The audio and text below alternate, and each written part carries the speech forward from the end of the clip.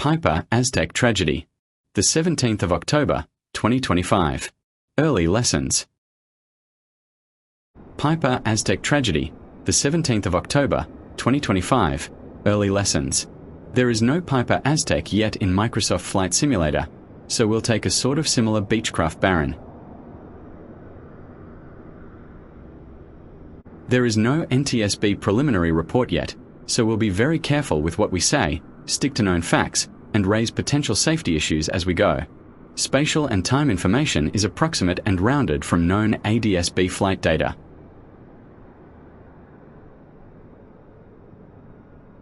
At 2 p.m., the aircraft departs runway 28 KBIL Billings Logan Airport, Montana, en route to 8S1 Polson Airport, Montana.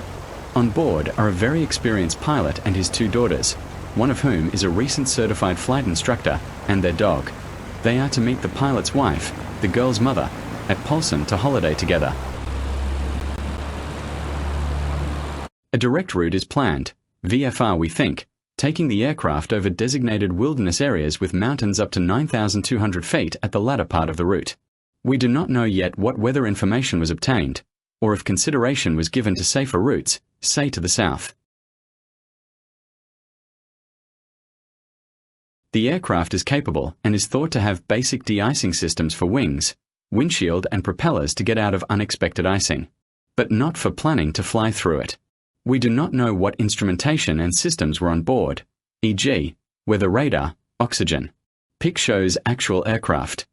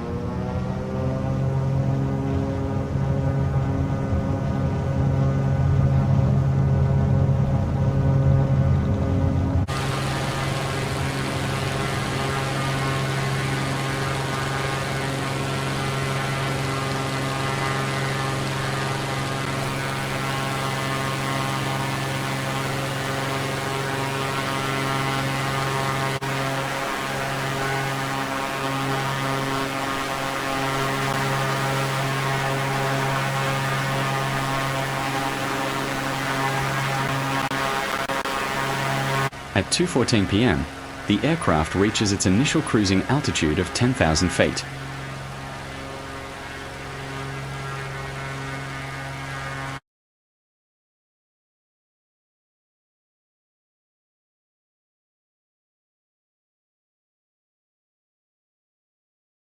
At 2:33 p.m., with the mountain soon approaching, the aircraft begins its climb to a new cruising altitude of 14,200 feet, which it reaches at 2:48 p.m.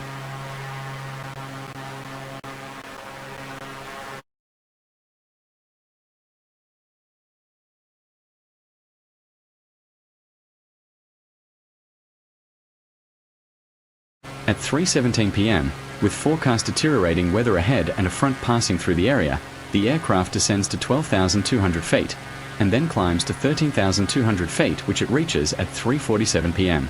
We do not know why the changes in altitude, but maybe to avoid broken cloud, 5 to 7/8 sky covered, starting at 8,500 feet. We do not know whether turning back was considered at this stage.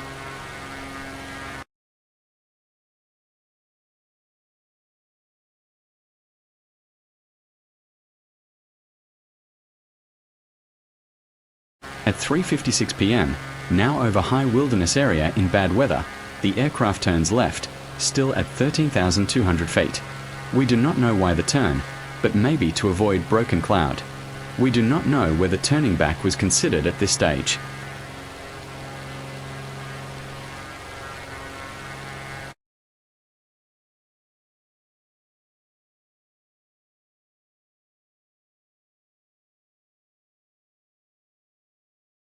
At 4:07 p.m., now still over high wilderness area in bad weather, and also now heading towards a forecast area of icing, the aircraft turns right, still at 13,200 feet. We do not know why the turn, but maybe to avoid broken cloud. We do not know if the pilot knew about the forecast icing. We do not know whether turning back was considered at this stage.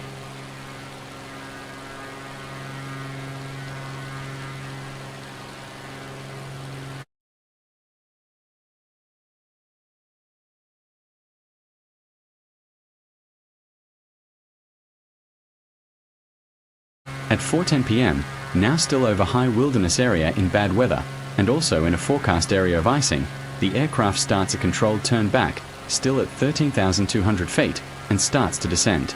We do not know if the turn back and descent was for clouds, icing, engine failure, or some other issue.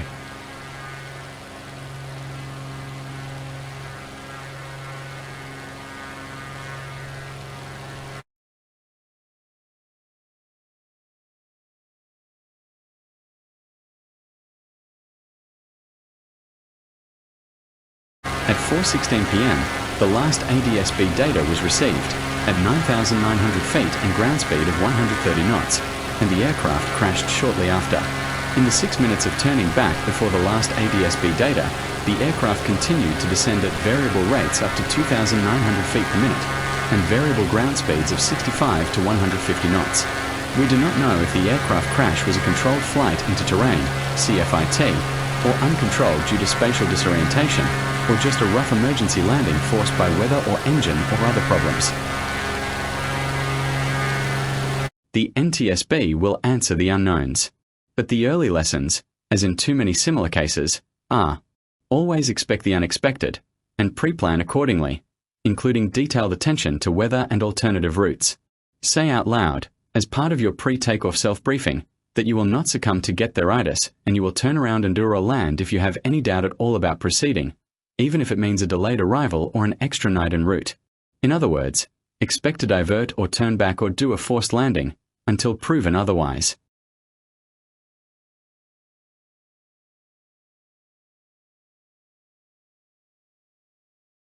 Flying over the designated wilderness area on the planned route, in good weather.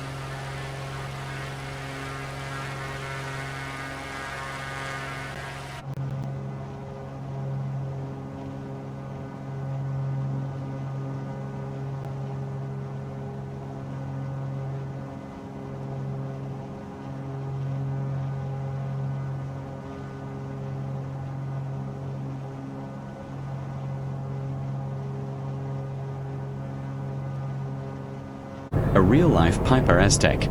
The subject Piper was an F model, the latest in the Aztec lineup. This one may be an E model.